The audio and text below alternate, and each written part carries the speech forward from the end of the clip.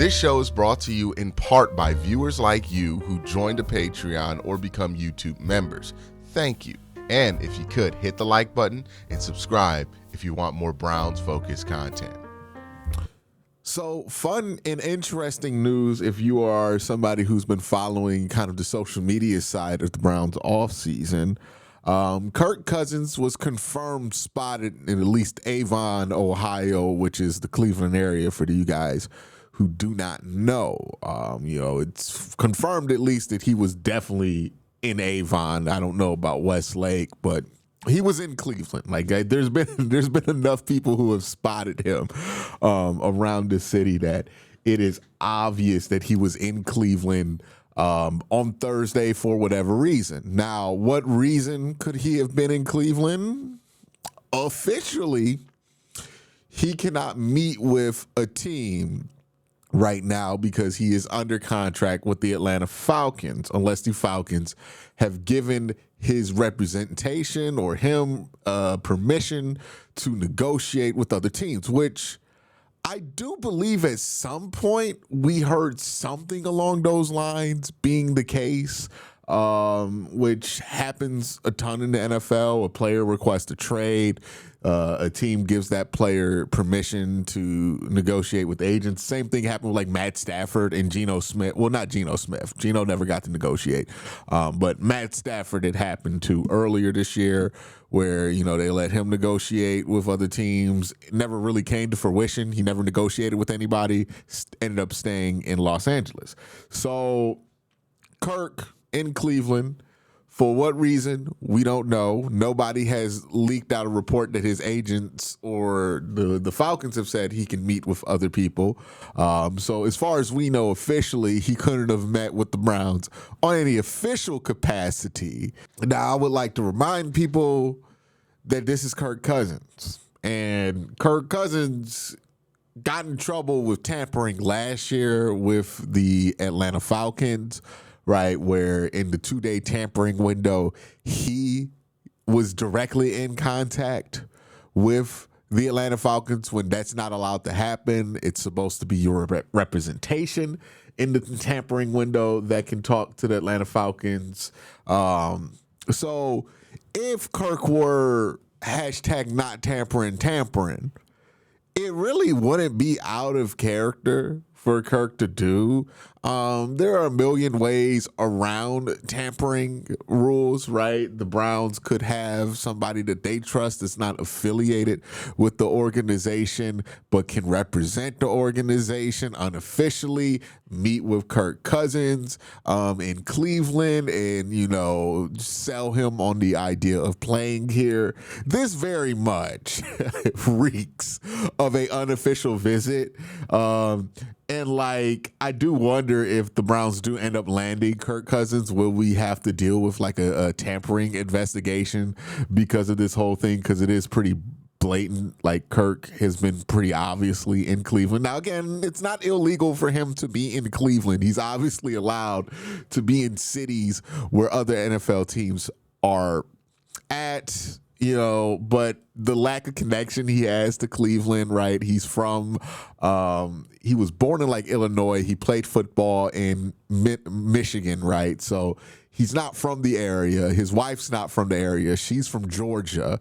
So not really a set reason why he was in Cleveland. The NCAA tournament was here, but that was last weekend. Not this weekend. That's all wrapped up and done with. So, again, very strategic choice. Because if he would have came last weekend, he could have said he's just here for the tournament. It would have made a ton of sense. All of this. Also, here's something that we know happens. NFL teams tamper all the time. NFL players tamper all the time. If you're in a situation like Kirk Cousins, you're going to probably do a little bit of unofficial tampering. So, no, officially he was not meeting with the Browns, but I can't find any other plausible explanation for why he's in Cleveland on Thursday of the weekend after everything that was in Cleveland left, other than he wants to understand a situation that he's been heavily rumored and connected to going to.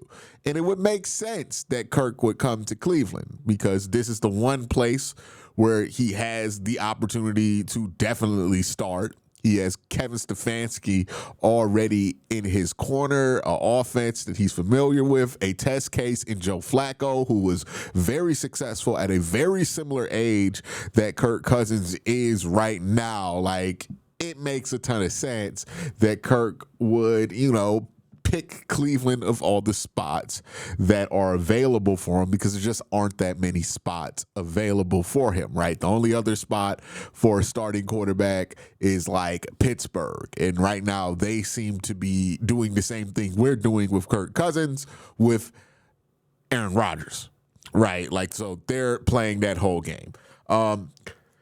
Do I love that the Browns are we are engaged in probably the saddest tracking of a player of all time? Like, we're out here tracking the fast food stops of Kirk Cousins. It's not a great moment in Cleveland Browns history, and not a high point in Cleveland Browns fandom. No doubt about it, right? I never imagined 4 years ago we would be out here charting whether Kirk Cousins was at Mission Barbecue or City Barbecue or whatever. Was it City Barbecue or City Barbecue, right? Whatever local joint he ended up going to. No, this is not a high point in Cleveland Browns fandom, and I don't think Kirk Cousins is going to bring the Browns like close to a championship. But what I have contended that Kirk Cousins has a chance to be in Cleveland is Kirk Cousins, right? Which is better than average, but not great.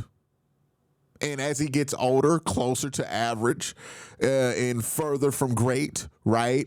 But right now, the Browns would love to have average quarterback play from that room versus whatever they got from the room last year, which was, for the most part, sub-NFL quality. So that's really the rumor with Kirk in Cleveland. It seems like this is probably something, and this is just my guess, my speculation. This is something that feels like it could happen in 2 different days, or not 2 different days, but 2 different windows. Kirk has the no trade clause. He has, in his representation, have made it clear they're going to use that no trade clause until after the draft. Now, if the Browns are talking about trading for Kirk, and maybe that includes giving up a draft pick, I wonder if he's willing to. That makes the timing on the draft pick thing a bit curious, right? Because if he's not willing to waive the no trade clause until after the draft, then the Falcons can't get an extra draft pick for him this year. They have to wait to get that draft pick. Next year, I'm pretty sure the Falcons would prefer to get a draft pick in this year's draft for Kirk Cousins. But money-wise, it makes a lot more sense for the Falcons to trade Kirk Cousins post-June 1st. Me personally, I don't see a world where they actually keep Kirk Cousins on a roster in training camp. Like, I think they're going to have to make a decision on him sooner than later. This feels like being on the other side of the Baker Mayfield situation with Carolina and Cleveland a couple of years ago. If you don't remember, the Browns hung on to Baker Mayfield after trading Deshaun Watson until July that year. I think a lot of people forget that, right? And then they traded him to the Carolina Panthers. They basically hung on to Baker Mayfield, refused to act like they would cut him, even though people knew eventually you were going to have to cut Baker Mayfield, and got somebody to trade for Baker Mayfield. I think that's what the Falcons are attempting to do to us, right? They want to get something for Kirk Cousins. And it could happen maybe after day 1 of the draft if they really want a draft pick this year, right? They want to make the trade before day 3 because the pick they're going to get is likely a 5th, 6th round pick. If they want like a 4th or a 3rd, you probably got to get them to waive the no trade clause after day 1 of the draft, right? So the 1st round, if they're able to get some kind of deal in agreement, if Kirk is really only sweating a top 10 pick at quarterback and he doesn't really care what you do outside the top 30 at the quarterback position, then, You'll probably get a deal done after day one of the draft, and it's one of those things that pops up, and they act like Kirk's like a draft pick for them, and they do the stupid graphic that they did with Deshaun Watson the year that they traded for him. Maybe that's what the Browns or what happens with Kirk Cousins here. Another scenario, and the scenario that when I talked to the people in Atlanta, I had Trayshawn on this week. He feels like this is more likely from the Atlanta perspective. And I trust Trey, right? Trey's really tapped into the Atlanta football scene over there. And what he thinks is going to happen is that something's going to go down post June 1st with Kirk Cousins. Similar to what happened with Baker Mayfield, where Baker got traded about July, right? I don't think the intention is for the Falcons to bring him in as a backup, even though there might be some appeal to having him back there as a backup, and they trust that Kirk will be a professional, even though it seems like the last thing he wants to do at this point of his career. So if they can find a trade, they will do it. But if they do anything with Kirk, it's going to be post June 1st. So if the Browns want to trade for him, I think those are the two windows, right? After day one or day two of the draft, before day three. And then if they don't get anything done there, like immediately after the draft or immediately during that window where you can get a pick for this draft, then it's probably going to be pushed all the way to June 1st. Now, when I say trade, a lot of people get nervous. How much money is that going to cost the Browns? What's the cap hit going to be like for the Cleveland Browns? There's a lot of misinformation out there. I think Tony Grossi was posting somewhere that it's going to cost the Browns like a $40 million cap hit or something ridiculous like that. That's not what's going to happen, right? If Kirk gets traded to the Cleveland Browns, I think the cap hit, the base cap hit would be $27 million, but there's no shot that the Browns would trade for Kirk Cousins if there wasn't some kind of agreement between Cleveland and Atlanta about what money's going to be eaten up by them and what money's going to be eaten up by Cleveland.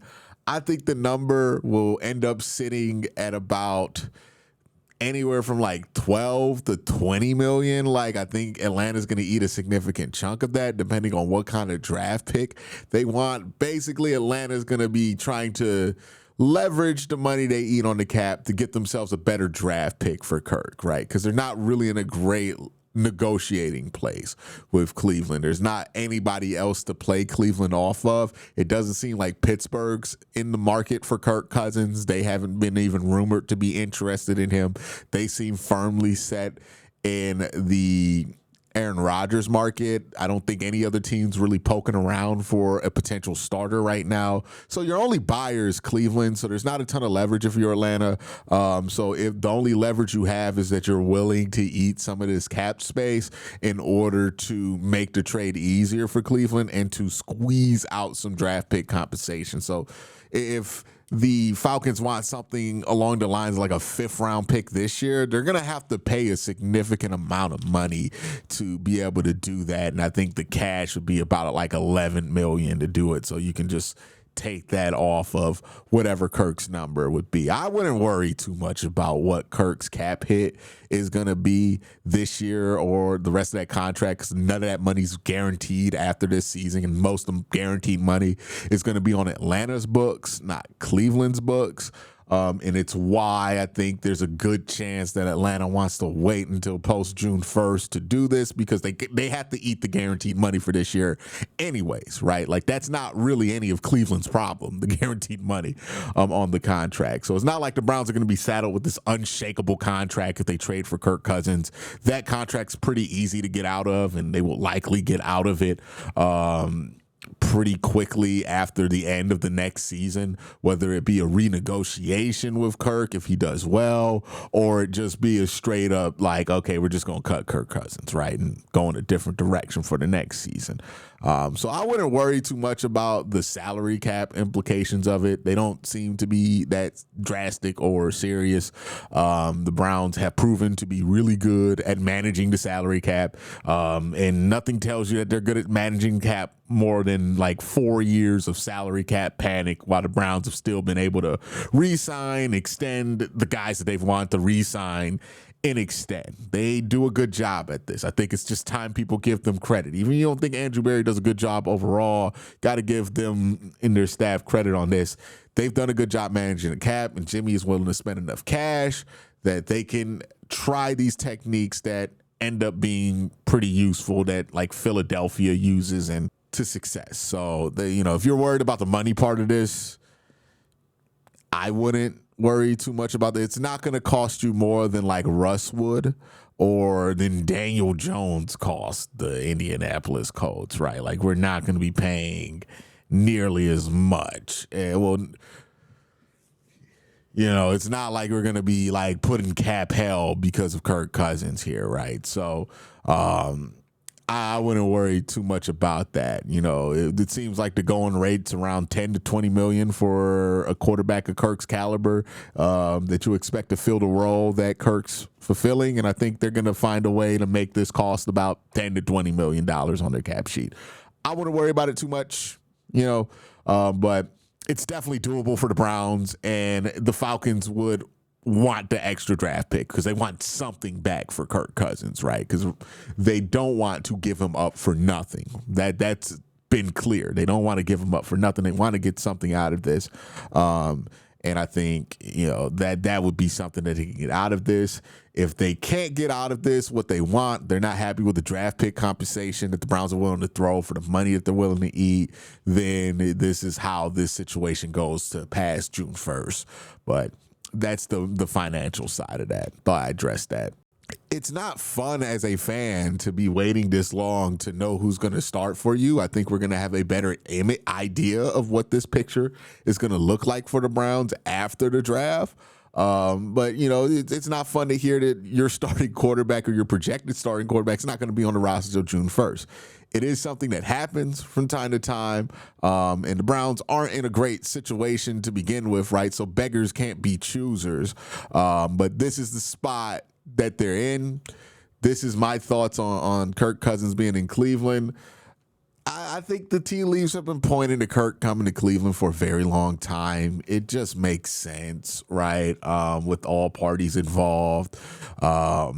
It's a matter of how it happens and when it happens more than if it happens, in my opinion. I feel like this is likely to go down at this point. It's a question of, does this happen after day one of the draft, or does this happen post June 1st, similar to the Baker Mayfield trade?